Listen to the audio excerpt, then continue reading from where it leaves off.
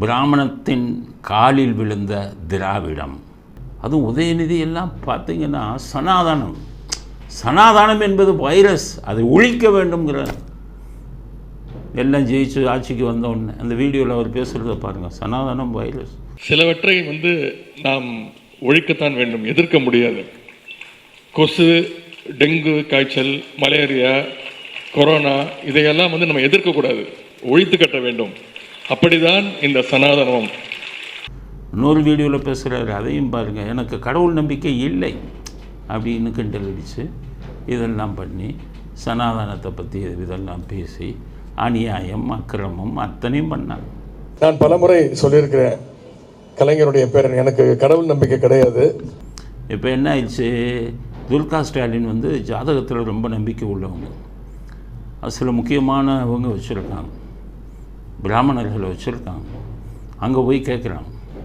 அவங்க சொல்லிட்டாங்க, அடுத்த தடவை ஆட்சிக்கு வருவோமா, என் பையன் முதலமைச்சர் ஆவாரா அப்படின்னு கேட்குறேன். அப்போ அதில் ஒருத்தர் சொல்லியிருக்காரு, உங்கள் பையன் முதலமைச்சர் ஆகலாம், ஆனால் அவர்களுக்கு பிராமணர்களின் சாபம் இருக்குது.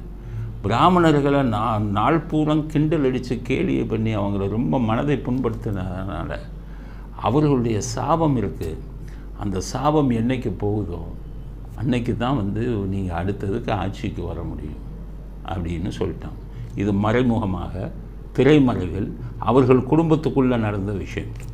உடனே ஸ்டாலின்கிட்ட போய் சொல்கிறாங்க, துர்கா ஸ்டாலின், ஏங்க இந்த மாதிரி பையன் முதலமைச்சராக வரணும்னா பிராமணர்களின் சாபம் இருக்கான், அவங்க காலை பிடிச்சி காலில் விழுந்து பூஜை பண்ணணும் அப்படின்னு சொல்கிறாரு ஜோசியர்.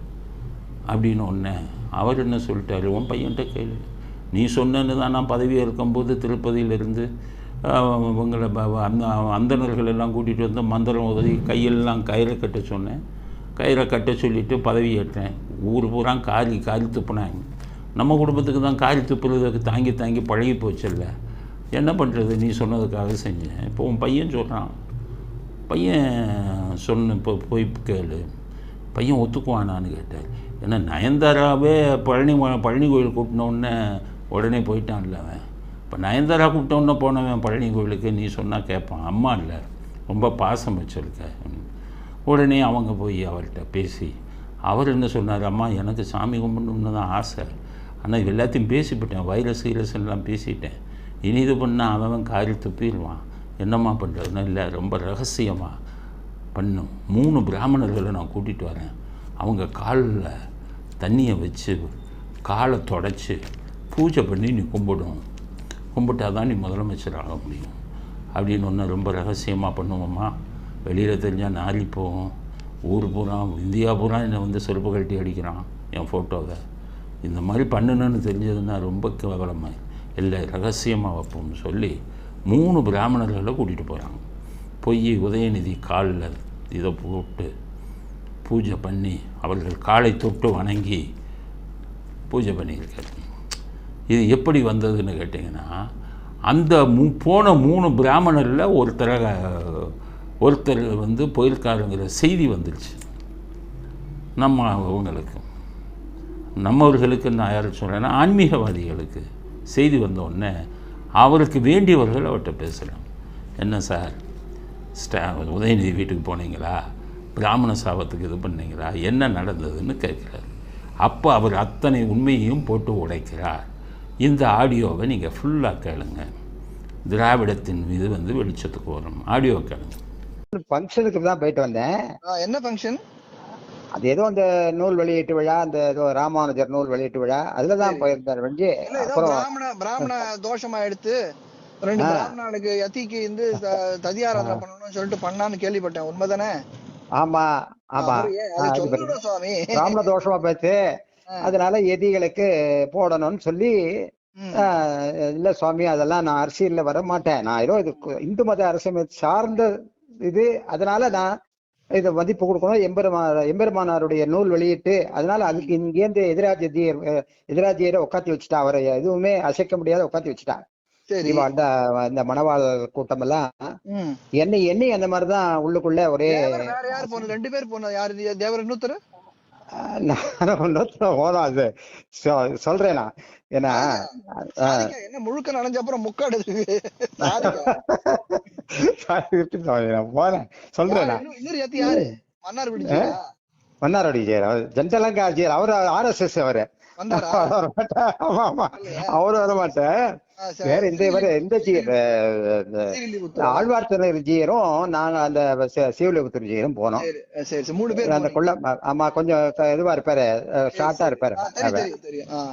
அவர் தான் போனோம். சம்பாவனை பண்ணலா? சம்பாவனை ஒன்றும் இல்லை சுவாமி, வெறும் சம்பாவனை எதிர்பார்த்துல போல. அவளாம் இல்ல, அவ 2 பேரும் விட்டு போயிட்டு உதயநிதி வீட்டுக்கு அவரும் வரணும்னு சொன்னா. ரொம்ப சுவாமி எளிமையா இருக்கார், கூட்ட ஃபங்க்ஷனுக்கெல்லாம் வரார். அதனால இப்ப ஏதோ சன்னியாசி காலடி வச்சா ஜோசியன் சொன்னாரா, அது அடுத்த தடவை ஆட்சிக்கு வருவாருன்னு சொன்னாரா. ஐயோ ஒரு பச்சை தண்ணி விட நான் ஒன்னும் தொட மாட்டேன்ட்டேன். எதுவுமே இல்ல, எதுவுமே நாங்க இது தொடல. அப்படி ஆமா தூரம் இருந்து அதான் சேவிச்சா எல்லாம் பண்ணா, எல்லாருமே எல்லாம் பண்ணா. ஆனா வேற எதுவும் நாங்க எதுவும் இது பண்ணிக்கல. சரி சரி அதான் அடியே. அதனால கோயிலையும் ஒரு ஆலோசனை பண்ணி சொல்லும் தேவர் எப்ப சொல்றீங்க அது வரைக்கும் காத்துருக்கு. சரி சரி அடியல் சொல்ற சுவாமி, நான் நாளைக்கு சொல்லிடுறேன். ஆமா ஓகே, தீர ஆராய்ச்சி சொல்லிடுறேன். ஸோ ஆடியோ கேட்டிங்கல்ல, இவர் காலில் தான் விழுந்திருக்காப்புல உதயநிதி. ஆனால் இவங்க காலில் விழுந்தா உதயநிதிக்கு சாபம் போயிடும். ஆனால் இவங்க காலை தொட்டால் அவர் பாவம் இவங்களுக்கு பிடிச்சிருக்கும் 3 பேர்த்தையும். அந்த 3 பிராமணர்களுக்கும் சொல்கிறேன், நீங்கள் நினைக்கலாம் ஏதோ பணம் கொடுத்தாங்கன்னு போய் காலில் விழுவ வச்சுட்டீங்க. ஆனால் அவங்க செஞ்ச எவ்வளோ பெரிய பாவ ஆத்மா இல்லை, எவ்வளோ பணத்தை கொள்ளையடிச்சிருக்காங்க, எத்தனை பெண்களுக்கு துரோகம் பண்ணியிருக்காரு உதயநிதி. அப்படி ஒரு கெட்ட ஆத்மாவை உங்கள் காலத்தோட விட்டதே தப்பு. அந்த 3 பிராமணர்களுக்கும் நான் இதை செய்தியாக பதிவு செய்து விரும்புகிறேன். பாவம் பண்ணவங்களை நீங்கள் தொடவே கூடாது. அதுதான் என்னுடையது. ஏன்னா கருணாநிதி அவர்கள் வீட்டுக்கு சத்யசாய் பாபா போகும்போதே நான் சொன்னேன், கெட்ட ஆத்மாக்கள் வீட்டுக்கு போயிருக்காரு. அவர் மிகப்பெரிய இவர் சக்தி படைத்தவர் சத்யசாய் பாபா. அதுக்கப்புறம் தான் அவருக்கு உடல்நிலை பாதிக்கப்பட்டு குணமே அடைய முடியலை. அவரால் குணமடைந்தவர்கள் பல பேர், லட்சக்கணக்கான. ஆனால் அவரே தன்னை குணப்படுத்த முடியாததுக்கு காரணம் கெட்ட ஆத்மாக்களின் வீட்டில் போய் அவர் உட்காரும்போது அந்த தன்னிடம் இருக்கும் சக்தி எல்லாம் போயிடும். அதே தான் இப்போ இந்த 3 பிராமணர்களுக்கு சொல்கிறோம், காலை தொட்டாங்கல்ல, அவர்கள் பாவம் உங்களை பிடிக்கும். அது நீங்கள் எப்படி அதை கழிக்கப் போகிறீர்கள் அப்படிங்கிறது வருங்காலம்தான் பதில் சொல்லணும்.